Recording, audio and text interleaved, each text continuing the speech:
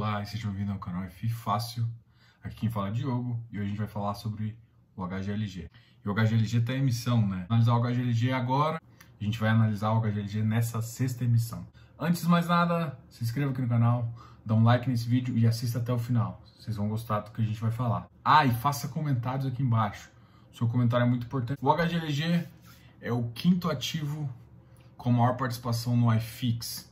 Diogo, o que isso importa? Bom, isso importa que ele é muito relevante para o mercado. Normalmente eu costumo chamar os 10 primeiros ativos ali. Vou fazer uma pequena exclusão, mas é por preconceito. Tirando BBPO, são os ativos Prime. É o melhor para quem quer começar. Então a gente dá uma preferência para ele. Mas é claro que a gente sempre tem que analisar se vale a pena ou não entrar. Quanto que ele vale hoje? Hoje ele vale R$ 189. Qual que é o valor patrimonial dele? O valor patrimonial é em torno de R$ 133,85. Isso me dá um VP de 1,41. Ou seja, 42% de ágio. Na minha opinião, isso é um ágio muito alto e infelizmente eu não pago por isso. Ah, Diogo, ele é um bom ativo? A gente vai analisar o histórico, a gente vai analisar os contratos, o parque de ativos dele. E você vai ver que tudo faz sentido. Como é que a gente faz uma análise? A gente tem que comparar também com os outros do mercado, com o mesmo parque de ativos, as mesmas quantidades de ativos, com ativos tão bons quanto, ou às vezes melhores, ou um pouquinho piores. E você faz esse desconto e vale a pena entrar que eles estão com um preço mais interessante. É assim que a gente faz. E para começar, 42% de ágio é bem complicado.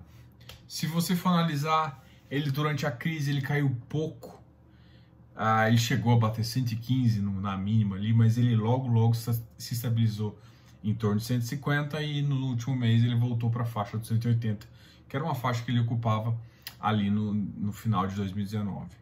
Para mim ele é um ativo que está um pouco overpricing. Se você for analisar, o torno mensal está 5.1, 5.6, uma vacância física de 6,8% e uma vacância financeira de 8,2%. No que a vacância diminui, o percentual que vai aumentar, por exemplo, vacância financeira é 8,2%. E se aumentar meu yield, muito pouco. O yield está basicamente o dobro do CDI, o que para muita gente analisando friamente faz sentido entrar, mas a grande questão é que por quanto tempo ele vai permanecer. Eu imagino que o CDI logo vai começar a subir. Isso vai fazer com que a gente tenha uma distorção e uma possível queda no preço. Então, se você pensar na curva de juros, ele começa a ficar não tão atrativo. Por que você fala isso? Porque se eu comparar com uma NTNB, com esse valor aqui, se eu pagar na NTNB, eu tenho um ganho muito mais agregado. Tanto a NB curta quanto uma NB longa. Então, para mim, não faz sentido, sendo que eu posso investir numa NTNB com risco praticamente zero com o mesmo recurso. Então, eu não tenho coragem de entrar no preço de 189. Vai analisar ele, isso aqui é só uma introdução, então assim, faz sentido em termos de gestão, faz sentido em termos de ativo, faz sentido em termos de localização, faz sentido em termos de contrato. Talvez ali a porcentagem de contratos ativos então um pouco diferente de uns outros, mas mesmo assim ele é um ativo muito bom e que vale a pena ficar de olho. Que fica justamente tá caro. Se aí a gente tivesse anotado uma nota de 0 a 5, para mim ele tinha um 4.2 aí, mas um 4.2 é um sólido. Esquece esse ativo, vamos olhar preço, me assusta. Se eu comparo com o NTNB, meu risco-retorno para mim, eu basicamente eu consigo isso no mercado de tesouro, então não faz muito sentido. A gente vai começar a analisar que, por exemplo, o nível de deferimento está alto ainda. O que significa? Isso é ruim? Isso é bom? Não, isso é normal. A grande questão é o seguinte, para um investidor antigo, pode ser que ele tope gangorra. Um investidor novo, será que ele vai aguentar ver o preço do seu ativo voltando para a faixa de 160, 150, às vezes 140, se essa questão prolongar por mais tempo? A grande questão é o seguinte, a gente não sabe quando a economia voltar e a economia não voltou. Parte desses galpões não são exatamente só voltado à parte logística, ele tem uma outra parte.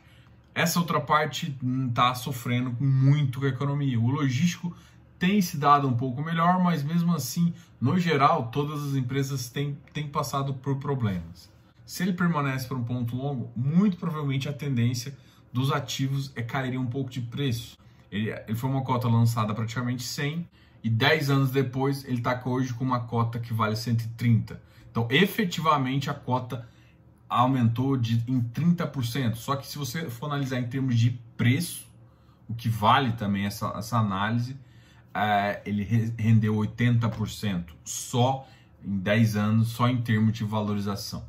Esse é um diferencial desse ativo, que você não está comprando só o rendimento do aluguel, você também está comprando uma gestão ativa que faz com que você tenha essa valorização.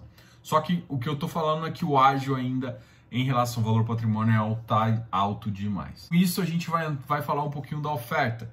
Por que a gente escolheu a oferta falando agora? Porque justamente a oferta vem com um preço diferencial. O preço da oferta é 155. Essa vai ser a sexta emissão. Vamos falar da quinta?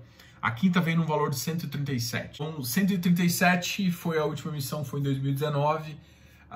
Foi muito próximo do VP. E agora a gente vem com um preço de emissão a 155. A 155, o VVPD em torno de 1,16. 1,16 para mim já começa a ficar atrativo. E você lembra que eu já expliquei para vocês, vai aparecer um card aqui de uma planilha que eu faço, que qualquer coisa fface.com.br, vai lá no site, baixa a planilha e você vai ter esse cálculo. Eu sempre comparo com o NTNB. E aí, comparando com o IPCA e o rendimento 0,78, você vai enxergar aqui que o preço teria que ficar preço atrativo, né? Eu considerei 4%. A grande questão é que eu considerei spread baixo, eu considerei spread de menos de 1%, o mínimo ali, né? A minha conta é que, na verdade, ele está 3,5%, eu considerei 4%, né? O ideal para mim do Tesouro em 10 anos IPCA. E por que você fez esse spread mínimo? Justamente porque eu acredito muito no Credit Suisse e acredito muito nesse ativo. Então, é um ativo bom. Então, para isso, eu diminuí o spread e em alguns outros casos eu aumentaria. Ou normalmente, e eu falo isso para te mostrar do que eu acredito, assim, então, se fosse um outro ativo, eu consideraria numa faixa de um spread de 1,5%, 1,5% e de repente, independente que eu não confio tanto, 2%. Em relação a justamente a NTNB. Bom, fazendo essa conta que eu vou fazer para ele, eu estou considerando IPCA mais 4 e IPCA mais 5. IPCA mais 4 me dá 158, 159 de conta. Então, um valor de 155 que vem da emissão, putz, eu entro. Faz sentido eu entrar. Justamente porque aí eu estaria com uma IPCA mais 4,1, 4,2. Não é ideal, mas é bem melhor do que eu entrar no preço de agora com realmente perdendo para o IPCA. Perdendo para o NTNB. Eu não vou entrar perdendo para o NTNB. Desculpa. Se você não faz essa análise e quer entender, já mostrei o card no tempo anterior. Dá uma olhada lá para você entender como é que funciona essa planilha, para você começar a calcular tudo em função disso. Vendo com a emissão, o preço da emissão ficou adequado. O que eu quero alertar é que ainda está acima do VP. Isso protege o investidor que já está no ativo, que pagou um preço mais caro. Muito provavelmente, por mais que seja uma oferta de 819 milhões, que é uma oferta muito grande, uma oferta CVM 400, eu não acredito que vai baixar tanto. A proporção dos direitos ficaram 0,44. O mercado está tendo muito apetite agora. Então o mercado começou a ter apetite. O que tem acontecido é que as empresas muito provavelmente estão precisando de dinheiro e a melhor forma é vender ativos. Então, qual que é a melhor forma de você vender ativos aí para o mercado de capital? É isso que ela está fazendo. Então, a gente vê algum movimento isso do Pão de Açúcar fazendo. Então, várias empresas. E o filé, hoje em dia, dos galpões estão tanto em Extrema, em Minas Gerais, que é onde eles acabaram de lançar uma compra, tanto quanto o Cajamar. A gente vai analisar a viabilidade da oferta. Na viabilidade da oferta, ele veio com 5 ativos, que já dão mais ou menos o valor da oferta. 3 ativos é no estilo SLB, Sales and Leaseback. Ou seja, o dono vai vender e vai alugar de volta.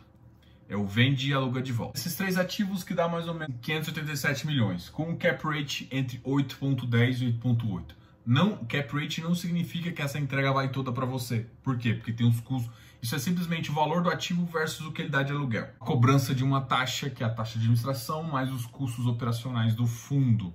Então, no cap rate de 8,10, 8,8, eu baixaria 1,5 aí em média, tá? Não é uma regra simples, mas com base na taxa de administração, mais um ágio, porque ele cobra a taxa de administração em relação ao valor de mercado.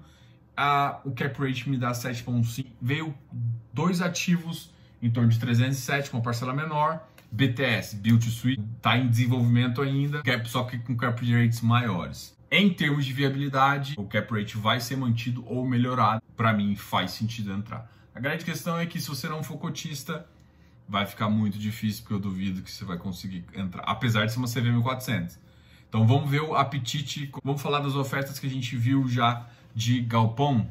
A gente teve a oferta do XP Log, foi um sucesso, vendeu tudo, vendeu sobras e foi sucesso. Uma oferta do ALZR11, uma oferta menor, é um ativo de logístico, diferentemente desse que tem contratos típicos e atípicos, o ALZR11 só foca em atípico.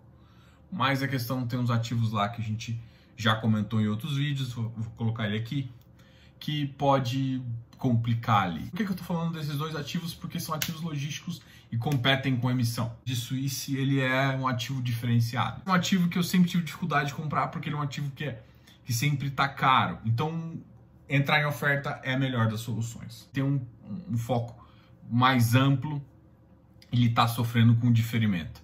E aí você consegue ver isso justamente nessas análises que a gente faz. Aí ele sofreu pouco com o diferimento no mês de abril, mas já no mês de maio a gente teve mais 54%. A grande questão é o seguinte, é por isso que eu ainda não confio tanto nesse preço atual. Justamente, e por isso que eu talvez não acho que é sustentável nisso a longo prazo. Sempre que tem uma oferta, a tendência é muito grande voltar. Essa é uma oferta muito grande, 40% eu já acho uma oferta realmente arrojada em relação ao VP, né, 44%. Por exemplo, o HFOF, a gente tem que falar de outro fundo só para comparação. Veio com 10%, nem mexeu, nem fez cosquinha no preço à oferta. Esse vai fazer uma cosquinha. O quanto esse é um ativo também Prime, então eu não acho que vai baixar tanto. Então faz sentido baixar para 75, 175? Faz. Mas baixar para 155 eu acho difícil. Mas aí vem o segundo detalhe, que é o que eu estou analisando aqui. O fluxo de caixa desse fundo não tá. Então teve muito deferimento. Em termos de fluxo, você vai analisar que ele sofre uma baixa agora, nesse mês, e a partir de junho e julho, que é desse ativo, teoricamente é para ele ter uma recuperação. Ele não recebe os 100%, mas ele vai para 94% até o próximo ano, que ele começa a receber um pouquinho mais. Será que foi suficiente? Porque a grande questão é que a economia não tem voltado. Então, o que a gente esperava que em julho, agosto agora, a economia já estaria muito melhor, ela não está. Se ela não está, o que a gente pode fazer? A gente vai ter que dar mais crédito para as pessoas. Isso é natural. E você tem que entender o seguinte, o banco dá crédito, mas você, como cotista, vai ter que dar. Quem responde isso no seu lugar é justamente a Credit Suisse. Aqui, a gestora vai te falar se ela quer ou não abdicar ou renegociar. E a economia voltando tão lentamente como está voltando esse semestre, com uma possível, inclusive, redução, mais uma redução no corte Selic, faz sentido pensar que pode ainda ter uma queda tão alta quanto a de março. Acho impossível, quer dizer, não vou dizer impossível, acho improvável. Acho muito improvável. Mas uma queda eu espero. Então, essa queda, alinhado com essa emissão, pode voltar para o preço ou às vezes um pouco mais barato. Então, você está falando para não entrar na emissão? Não. Você vai entrar. Faz sentido, quer dizer, eu acho que faz sentido, né? Nas minhas contas faz sentido, mas você tem que preparar para isso. Porque ele é um bom ativo, entrando nesse preço você pode ficar tranquilo, mas clicar a 150 é um ativo que no longo prazo se valoriza. Acho que o fluxo vai baixar um pouco, o fundo ainda tem mais de 7 milhões de acumulado. Reduzir e você ainda continuar mantendo. Para analisar agora a concentração de receita. A gente sempre fala de gestão, é ótima. A segunda questão é o ativo, que é localização. Em termos de localização, as localizações são excelentes. Tem localizações tanto em Minas Gerais, Santa Catarina, São Paulo e Rio de Janeiro. E todas em regiões muito boas ou próximo de regiões de consumo. Então, geograficamente, ele está bem posicionado. Os ativos em si são bons. A maior concentração é justamente da Volkswagen, com 32%. Normalmente eu falo assim, tem ativos que está com mais de 50%, eu já acho muito. 32% para mim é o limite. E aí você vai falar assim, mas está no limite? Bom, Se simplesmente eles fizerem essa emissão, com certeza o maior locatário vai ser diluído e isso vai deixar uma preocupação menor ainda. Então, mais um motivo de fazer sentido essa emissão. E se você não tiver a fim de participar, mas pelo menos essa concentração. Por que eu falo que a concentração é perigosa? Porque justamente se esse cara sair, você perde 30% da sua renda. Perder 30% da sua renda é considerável. 32%, 35%, a gente pode ficar em alerta. 40% para mim já é demais. Eu prefiro ativos com menos de 30%, inclusive é das minhas recomendações. Quando você analisa um metro quadrado e você põe um ágio de 40% para um ativo logístico, gera um risco desnecessário. Principalmente se você começa a competir com uma NTNB que te dá risco zero. Eu não gosto dessa matemática, então eu não entro nesse ativo agora. A emissão faz sentido, mas agora para mim a chance de entrar é zero. Atualmente ele está com 76%, 73,5% imóvel e 12,9% em FIs. Os ativos em si são bons, se você analisar as fotos dos galpões, aí é mais fácil você procurar no relatório gerencial, são ativos bons. Localização muito boa de todos os ativos. Gestora, a gente já falou de qualidade. Os típicos são 56% da receita. Diferentemente do Allis R, que tem 100% em contratos atípicos, ele tem apenas 43%. Por que essa concentração em típico e atípico pode deixar você com uma pulga, Diogo? Porque em termos de galpão, o melhor é atípico. Como que está a alocação do ativo do que em si, qual que é a qualidade do ativo? O que eu estou querendo falar assim, esse tipo aqui mostra o tipo de empresa que ele está alugando. Contratos de receita atípicos para esse tipo de fundo faz sentido. Não pesa isso no fundo e pela qualidade dos ativos às vezes não é ruim. Déficit também em termos para e-commerce. Tanto é que o mercado Build to Suit, 40% mais ou menos da oferta vai para BTS, Build to Suit, que é justamente você criar galpão para uma determinada inquilino. Isso prova que esse mercado realmente está acelerado. Para mim isso é indiferente, é só uma característica. Mas eu tenho que falar que, por exemplo, para quem está acostumado com a LZR, 100% de contratos atípicos de 5 anos, aí, duration extremamente alta. Aqui não é essa, acho que a duration aqui está bem menos. Diferentemente da crise de 2016, 2014, o que estava acontecendo? A gente estava com excesso de ativos. Agora, a gente estava no momento que o dinheiro estava saindo de uma crise, onde o déficit estava maior ainda, né? Porque estava a economia voltando. Então, a gente ainda está com esse déficit. Então, à medida que a economia melhora, precisando de dinheiro, o mercado de capitais você é a saída. Enquanto no outro caso, você estava com excesso de demanda. Então, você estava no final do ciclo imobiliário e agora a gente está no começo. Por a gente estar no começo, isso favorece a maioria dos casos revisional. Como a gente é um país predominantemente de rodovias, faz muito sentido a gente ter isso localizado, ter galpões localizados em várias regiões. Então, assim, é muito fácil de uma empresa vender isso. E a gente tem outros centros, outros grandes centros também para alimentar, que está cada vez mais crescendo a economia. Então, não acho que isso é um movimento ruim. Então, isso vai, na verdade, ajudar esse mercado. De galpões vai estar numa crescente aí. Isso prova pelo tamanho das emissões dos ativos. A gente só tem que ficar de olho na qualidade. Em termos de lucratividade do ativo em si, está vindo interessante. Vou fazer um resumo aqui. O ativo bom, boa qualidade, bons contratos mais típicos que atípicos, boa localização. Eu não entraria nesse preço. Agora, a gente falando da emissão, a emissão já faz sentido, ele está com preço atrativo. Já começou a mexer os pauzinhos, já até anunciando algumas compras em ativos que hoje em dia é o que o pessoal tem mais olhado, né?